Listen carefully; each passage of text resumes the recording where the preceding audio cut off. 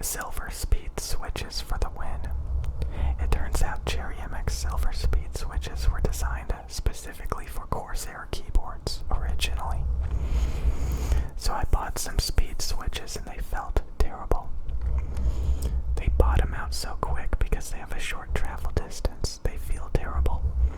I didn't understand it when I first got the keyboard. I was like, is this how it's supposed to feel? It just feels like it's wrong. There's something wrong about this keyboard, but at the same time, it was the first keyboard I ever bought for hundreds of dollars. It was like the K100 OPX optical speed switch keyboard. And it just felt bad. It bottomed out so hard. It bottomed out so hard. It bottomed out so hard. Felt terrible.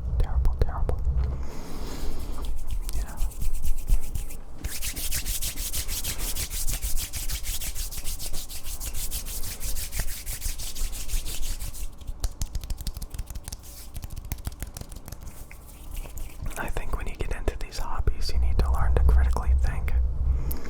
You can learn from people, what do they look out for? What do they care about? What do they think is best? But after that, you need to back out of it and come to your own conclusions. There's nothing wrong with clicky tactile keyboards. They try to brainwash you that there is. They try to tell you that the Razer Death Adder mouse is out of date. And you should get an ambidextrous gamer mouse or something, which feel uncomfortable. So many times I was led down the wrong path. When I first started learning about headphones, I watched Z reviews. I didn't know how to read measurements. I didn't know how to tune headphones. I didn't know how to identify tonality problems. I developed my own tools and methods to understanding things. And now, I have headphones designed specifically for me. Heavily optimized, very transparent, finely tuned. I have a complete understanding of it. It's the same with microphones. There's a lot of really, really incompetent people who really can't tell what they're hearing. They can't identify sound quality. And you can literally convince them to buy anything. I'm not joking. This is a big, big problem in a lot of these hobbies. People don't know how to critically think and identify quality. So what happens? They think it's normal to collect and hoard and obsess over this stuff.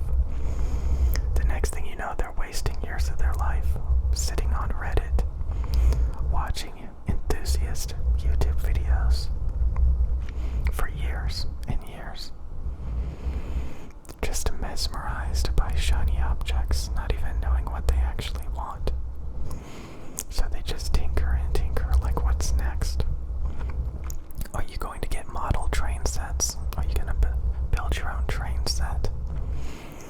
Like, what else? Like, just wallow in a man cave for years and years and years until you just can't take it anymore and move on from the hobby. And all you're left with is massive collections of consumer garbage. And you never figured it out. You never found what was right for you. Just hordes of stuff. I don't know. It's tough. But if you learn how to critically think, sometimes it can take a long time. And you start to realize that you don't want to be like those people. Those people that make hundreds of videos with custom computers, just obsessed with little news tidbits of the latest graphics cards. Obsessed with stuff that doesn't even matter.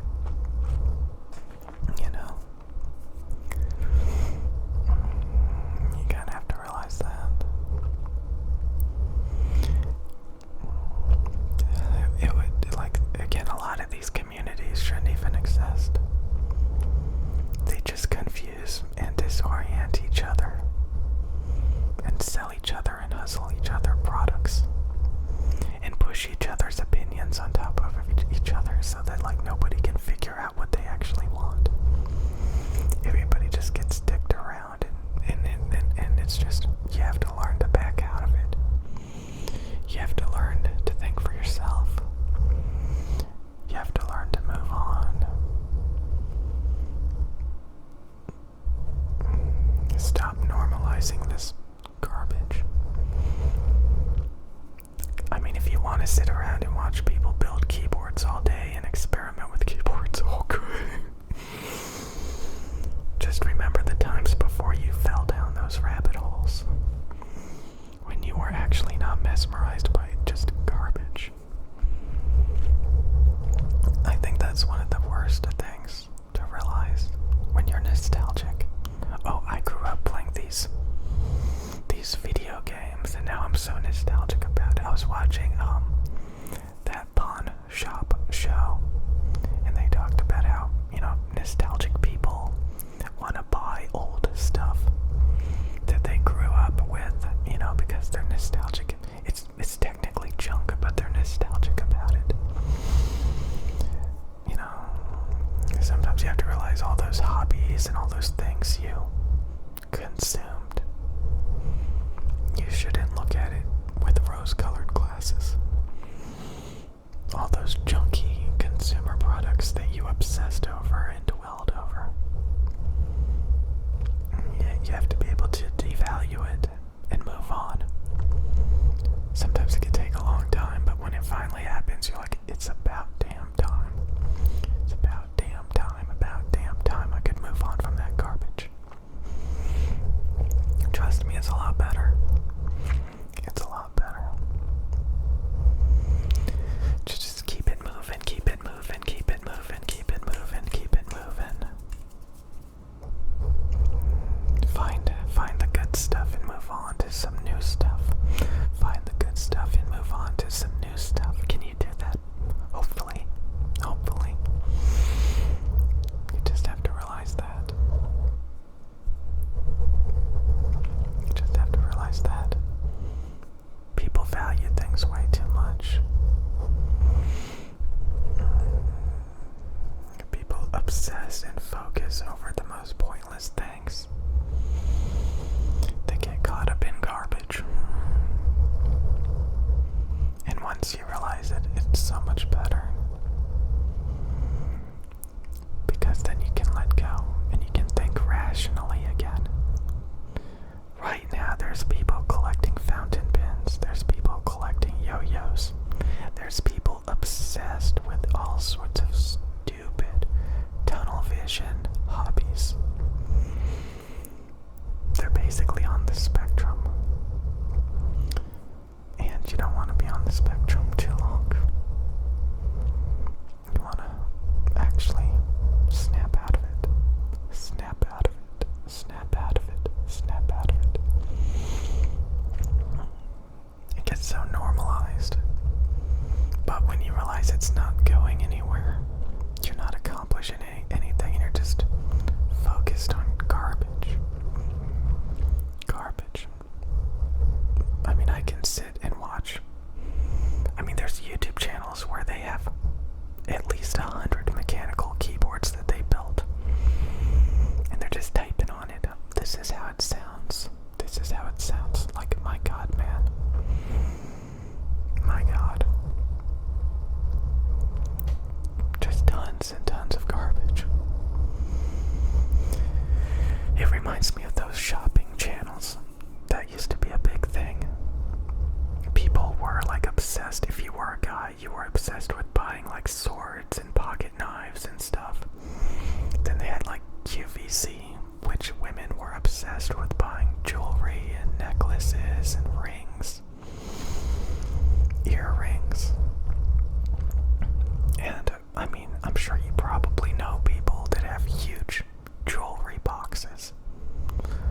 Just hemorrhaged tons of money, obsessed over that stuff. And then you have hundreds of keyboards. Like, my God, man. My God, man.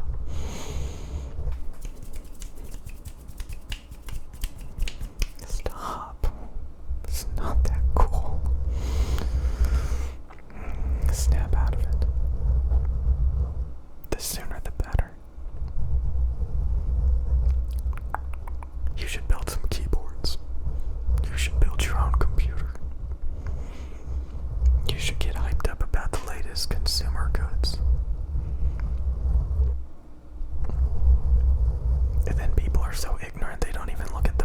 this specification